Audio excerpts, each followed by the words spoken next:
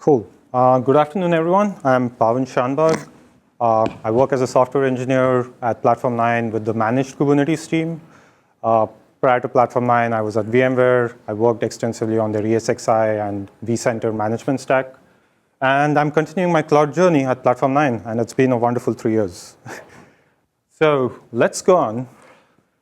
Before I proceed further, just want to get a quick primer sort of a thing on what I'm going to talk about. How many people here actually have tried containers or Kubernetes? That's two different questions. Sure. Okay, either is fine, but I'm just guessing. Okay. There are a few people there, but let me talk a bit about Kubernetes itself, and then we can talk about how Platform9 comes into the picture.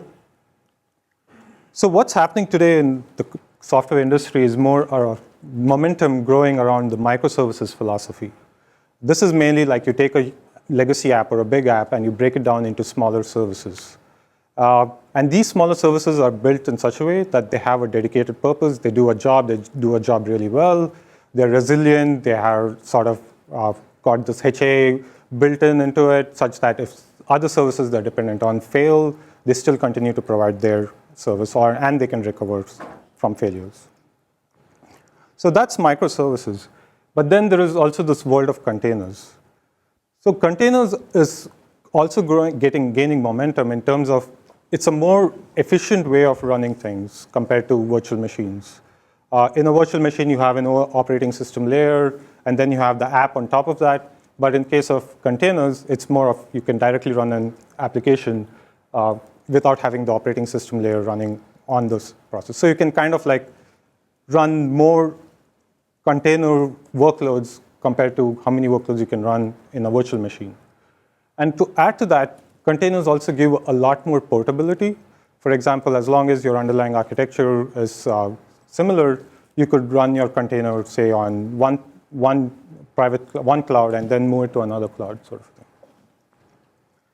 All this sort of leads to one thing. There's microservices, which is leading to a lot of services, and people are moving towards containers. That means a lot of containers. And this brings along with it the need for orchestration or manageability of containers. And as the number of containers grow, this problem becomes hard for people.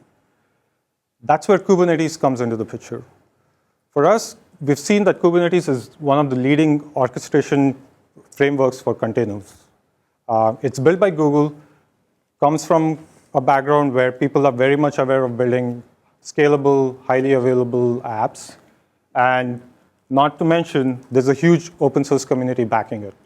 This is not just in terms of the community support, who are adding a lot of features into core Kubernetes itself, but we're also talking about the ecosystem around Kubernetes. There are a lot of tools which are being built around that. Let me dive in a little bit more into Kubernetes because I want to correlate how people understand Kubernetes so that you can understand when I talk more in terms of my demo and the future slides. How many people are familiar here with these sort of the concept of a service, a concept of a deployment, a concept of a pod in Kubernetes? Okay, there are a few people. So let me quickly explain through this thing. At the very lowest layer, you have a Kubernetes cluster.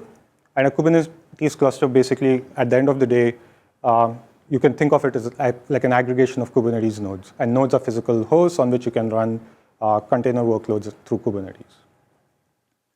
On top of this cluster, you have a notion of a pod. When we say a pod, think of it more as in terms of a workload.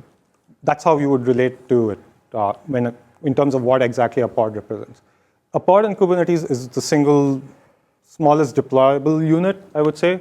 And it can contain one or more containers that are sort of tightly coupled, which work together to deliver a particular workload. The next concept is around deployments and replica set. I'm going to use these terms interchangeably. There's a subtle technical difference between them, but I think for this talk and the subsequent demo, it's probably OK to use them interchangeably. The deployment and replica set brings in the scalability and the high availability principles into Kubernetes. For example, it kind of like manages how many pods you want to run in your cluster, how many replicas, and it's want to run, like it's going to maintain that many that many pod instances are running within your cluster. And in terms of high availability, it means like if one of the pod crashes or someone kills a node, for example, Kubernetes deployment resource is going to ensure that it spins up a new one on top of that and ensure that the replica set is maintained.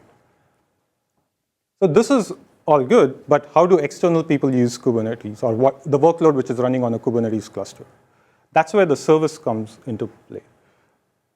The service, you can think of it more in terms of a virtual IP and a load balancer built on top of it. It's more like you get a service endpoint, and from there, whatever requests are coming in can get routed to either pods depending on the load balancing strategy. So it's more like it's how external entities can reach the workload in Kubernetes. So one thing which I forgot to mention is when we talk about scalability and the deployment or the replica set construct, you can also relate to it to how VMware's HA story or VM HA story plays around. Like if a VM is meant to be highly available or marked to be highly available, for example, if it does go down, the management layer in vSphere is going to ensure that a new VM is popped up somewhere else.